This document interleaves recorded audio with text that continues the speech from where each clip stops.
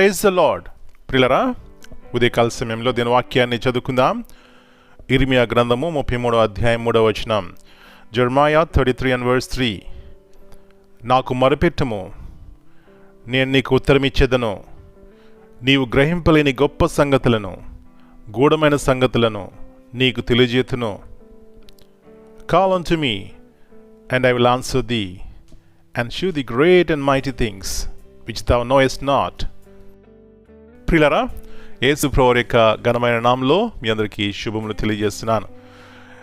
దేవుని యొక్క మెలడైన స్వరము ఈ ఉదయకాల సమయంలో వినడానికి దేవుడు మనకు కృప చూపెట్టినారండి.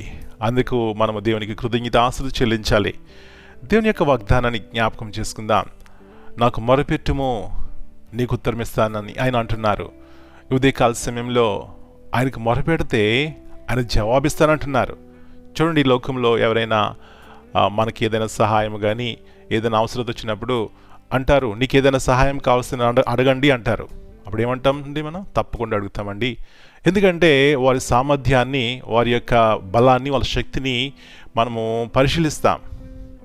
అంటే వారు చేయగలరా చేయలేరా దాన్ని కూడా మనం ఆలోచించి, వారు చేయగలరంటే ఎటువంటి అవసరం వచ్చినప్పటికీ కూడా వారి దగ్గరికి వెళ్తాం. ప్రియులారా, మన పరమ తండ్రి బలమైన వాడు, శక్తిగలవాడు, ఆశ్చర్యకార్యం చేసేవాడు. ఆయన అంటున్నటువంటి మాట, నాకు మొరపెట్టుము, నీకు ఉత్తరమిస్తానని. ఆయన ఎద్దకు రావాలంటే ఏ విధమైనటువంటి పలాని డ్రెస్ కానీ పలాని స్థితిలో ఉండాలని లేదు. శుద్ధ హృదయం కలిగి యథార్థముగా దేవుని ఎద్దకు వచ్చినప్పుడు ప్రియులారా, ఆయన గొప్ప మేలు చేయడానికి ఆయన ఇష్టపడుతున్నారు. అలాంటి కృప దేవుడు నీకు దయచేయనుగాక, మనందరికీ దయచేయనుగాక. ప్రార్థన చేసుకుందాం.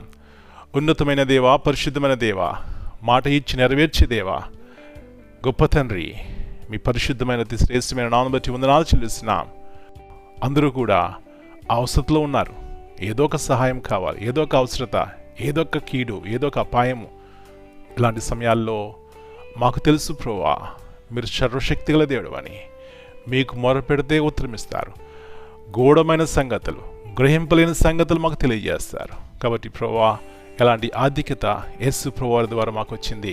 రక్షణ పొందిన వారు ఎంత ధన్యులు. వారు ఎటువంటి అవసరంలో ఉన్నప్పటికీ కూడా వారికి సహాయం చేసే దేవుడు ఉన్నాడని సత్యం గుర్తించి మీ వద్దకు వస్తాం ప్రభువా. కాబట్టి ఉదయకాల సమయంలో ఏ స్థితిలో, ఏ అవస్థల్లో ఉండి మీ వద్దకు వస్తున్నారో మా ప్రియుడు తెలియదు, కానీ అదేనప్పటికీ కూడా ప్రభువా తీర్చండి నాయన. జీవితంలో గొప్ప జీవితం ఇవ్వండి. ఎంతోమందికి దుఃఖం ఉంది, వేదన ఉంది.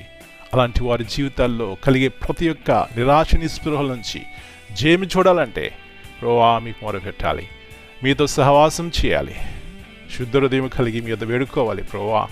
అలాంటి ఆత్మ ద్వారా ప్రతి ఒక్క నడిపించమని ఈ దినమంతా మీరు కింద భద్రపరచండి ప్రభువా. ప్రతి కీడు అపాయాల నుంచి తప్పించండి. మీ ఉద్దేశం ఉన్నటువంటి మంచి ప్రభుత్వాలను మీరు మాకు దయచేయమని, ఏ విధమైనటువంటి భయము, ఆందోళన మా జీవితంలో లేకున్నట్లు ప్రభువా, యేసు ప్రభువారి యొక్క నామములో ప్రతి విషయంలో కూడా మేము జయం చూస్తాం.